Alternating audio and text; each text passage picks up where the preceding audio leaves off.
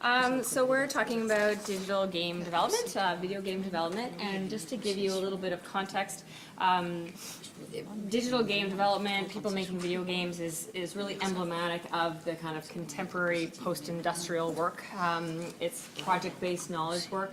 And there are lots of shared features between video game development and the ICT, so the information and communication technology sector, and also the creative and cultural industries in terms of the nature of the work and how the work is done and is rolled out and is perceived. And video game development is massive in terms of global revenues. It's larger than film, it's larger than television, and some have said that the role of video games in cultural capitalism could be the same as the role that the audio industry played in the conceptualization of industrial capitalism. So the potential to have quite a big impact. Where it fits, particularly in this context of this conference, is that the industry is totally unregulated, and there are some real concerns with working conditions. It's often full-time work, but it's precarious because of the project-based nature, so there's lots of employment insecurity, there's lots of overwork, there are some pretty serious equity issues. And the industry is also in frequent disruption, so technological change, lots of mergers and acquisitions and new studios opening and closing in the industry that mean that it's quite in flux. And there's, as a result, maybe a high degree of experimentation because it is a sort of creative and cultural-based work in just the game projects themselves and also the processes of how games are made. And so that's the motivation for us to study this thing called games as a service, and we're working with an industry partner on this. And so what on earth is games as a service? The traditional game development process looks kind of like this, and this is just a standard project management life cycle for those of you who have sort of know the project management literature, where you see the flow of work over the course of a project, and cost and staffing goes up over the course of the project, and is biggest in the middle. So in video game development, you have stages of conception, pre-production, production, and then a post-production phase where you're working through the idea of the game, you actually build it, that's when you have the most work, and you come down. So we see in a traditional game that a lot of workers come onto the project at various points, with the most of the labor coming on in the production phase in the middle, where the bulk of the game is being made. And typically people leave the project coming down off of that production phase into the post-production phase where the game is largely made, and now there might just be a few tweaks at the end or some additional things to do with the marketing teams, etc., to get that game out the door. And then it's done. So people come off of that project and they tend to sometimes have a break in between before they're assigned to the next project. Sometimes they're laid off because they're no longer needed, or they're reallocated to a new project. And then we have just sort of general regular turnover that kind of happens as well. What then happens within studios that have kind of a pipeline of games, and franchising of games is very popular now, that you have one game that you release and the people play it, and as they're playing it and enjoying it, you're making the sequel of that game. And so oftentimes workers will come off of version 1 and then they will start working on the sequel. So they're sort of engaged in this constant project life cycle model.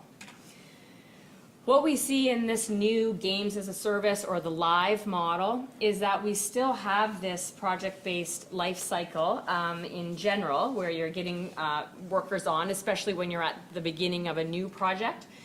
You have regular transition, but instead of people ramping down and that game shipping and being done, you have now a continual stasis for these workers, because in this new model, you don't just ship a game and then let people play it and work on a new game.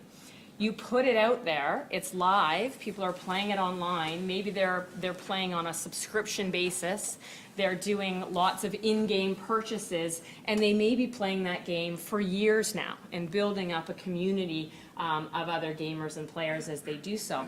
And so you're delivering now this constant product that never comes offline. So the game doesn't ship, it just gets birthed. And then you have to engage in a lot of other elements as the game developer. And so if we kind of blow up that extending line, what we see that's new in this environment is that you now have an aspect of kind of daily operations in a project-based environment that you didn't have before, because someone or someones need to be in constant monitoring of the game community. They need to be facilitating the game community. They need to be getting feedback, giving that feedback to the people working on tweaks, and that's sort of an ongoing daily basis.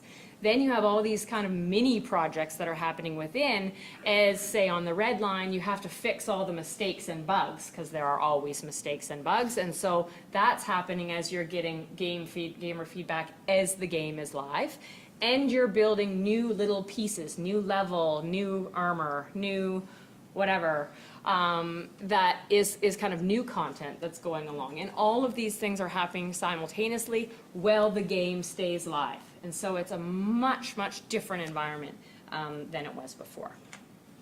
And this is how our project sponsors or partners in this project describe operating in the live environment, right? It's changing the wheels on the car as the car is driving. Tricky.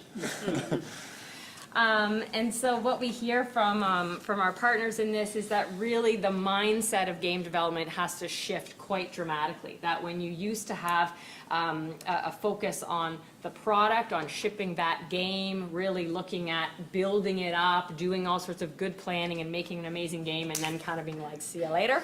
Now all the focus is on what happens after. It's on the player experience, the user experience. That's where this games as a service idea comes in, because now you're providing a service, not a product, and that really changes the work for game developers.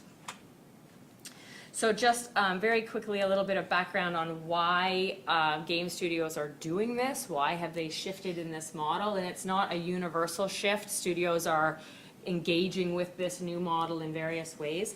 And they're all external drivers. So game developers want to respond to player demand. Players like games. They become invested in a game world. They want to stay there for a long time.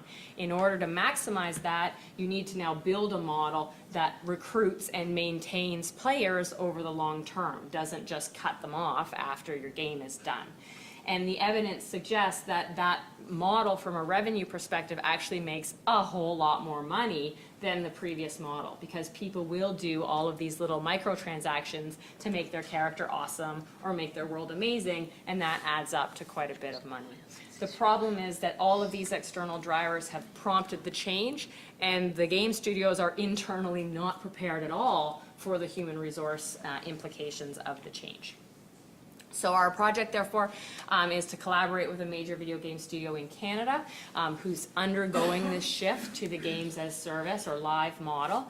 And we want to investigate the impact of this transition on the work experiences of game developers. Because there are some elements that might be better, but we're learning some elements that are just as bad or maybe worse. So we have access to 8 game project teams in both traditional and live environments. And we've already engaged in about 50 interviews with game developers across these teams, and then we can survey the entire studio afterwards.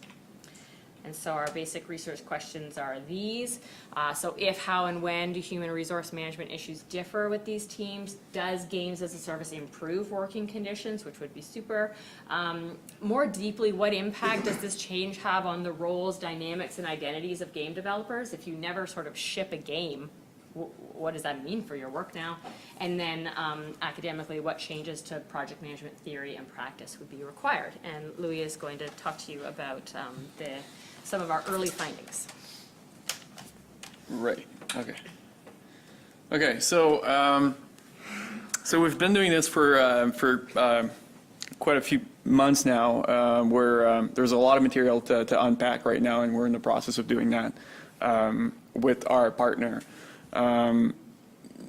So there, if we look at some of the early results that we're seeing, and it's something that we could sense from just conducting the interviews and talking to people and just being on site with the teams. It's not getting better in terms of just fatigue, in terms of just work rhythm, in terms of what it requires worker to do, and how they're expected to manage your schedule. So, people were saying, well, it's just, a longer experience. You're not sprinting towards shipping a game. It's more of a marathon. It's a longer run. Except the problem is that there's no finish line in that marathon. And I don't know if some of you are runners around here, but just the mental fatigue that it takes on you if there's no end to your run. We're still crunching all the time after lunch, constant pressure. Here we go again, here we go again, here we go again. Johanna mentioned briefly that typically teams would get at least a few weeks where they could catch their breath, perhaps sleep a little bit, and then embark on their next project. In this case, once they ship the game, they just continue working on that game and thinking about the next little bits of content to be released on that game. So you ship, you take a bit of time, and again that format of in between project is gone. Nice little documentary. If ever you come across this documentary, it was shot last year. It's called Jouer dur in French, and I believe in English it's Play Hard, the literal translation. It's funny because it's actually one of those live games, and you can see that that team partying the night where they ship the game. And then you hear the manager saying, well, the problem is tomorrow we're still going to be doing this, right? Tomorrow nobody is celebrating. Tomorrow nobody's drinking bubbles. And they're joking, saying, well, no, that wouldn't be healthy. But the reality is that's the old model in which they would celebrate, get some rest, go to sleep, and then embark on their next one. So that entire model is gone. When you look at what they're doing, what the sort of reality of their new tasks and what they're expected to do, they know they're getting into a project that has a plan for many, many years, and that impacts their motivation in the sense that they feel that they're working on a script in which there is little room for innovation or fresh ideas. So there is a roadmap, there is a plan, and we got to stick to it.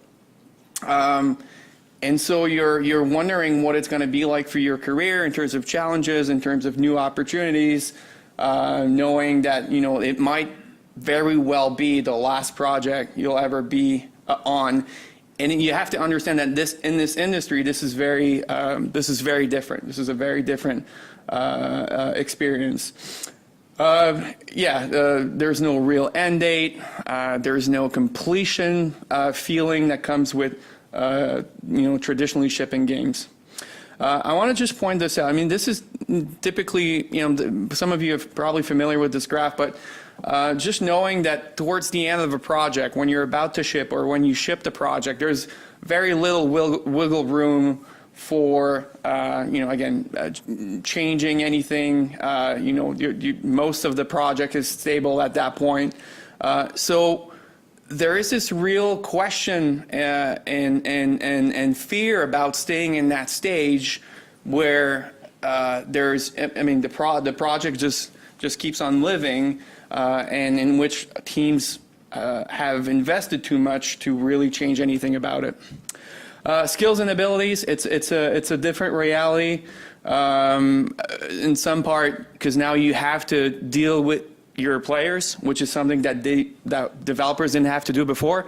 They would ship the game. If people like it, great. If people don't like it, too bad. But they're not in your face constantly, and you don't have to interact with them on a day-to-day basis, which is something that is becoming central to their job. And even though sometimes it kills them, they can't stay away from the feedback and engaging with their players.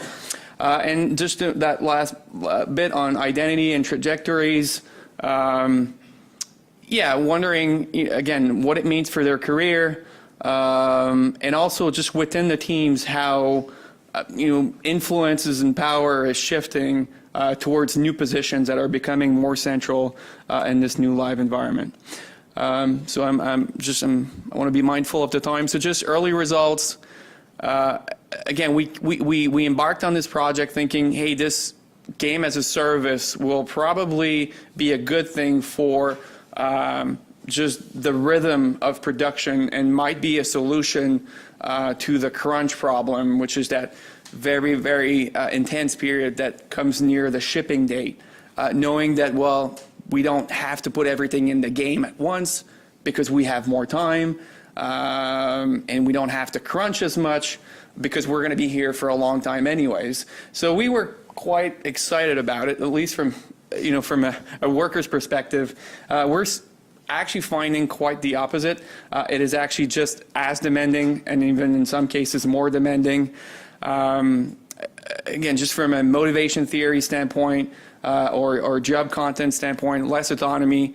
You're working on something that is already set, and even some of the new ideas that are being implemented are actually results from players' feedback as opposed to what you as a developer have in terms of vision. Less challenge. I mean, on the job itself, on the task. And very unclear trajectories in terms of career path and development. So this is where we stand. These will be sort of our conclusions. In the case of the company we're working with, in the case of the games that we're looking, a lot of it is self-inflicted. A lot of the pressure that the companies or the projects are putting on themselves are because they're announcing future seasons or releases or new content. And if they didn't do that, then they wouldn't have to, have these deadlines to meet and this pressure to deliver on time. Obviously, it's not as strong as an impact or challenges if this is the only thing you've ever known. So for new employees coming onto game as a service, not having worked on traditional projects, they don't experience it as much. Simply adapting old processes won't work, which is what we're seeing with this company, trying to just change their traditional model and put it on for the game as a service.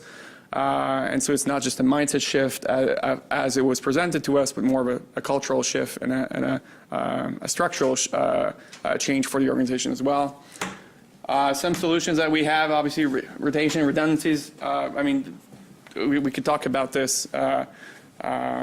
Just invest more time in pre-production, knowing that post-launch will be less challenges, less exciting, and longer. And just giving, again, some extra room for job casting and job definition or redefinition. That's it. Thank you.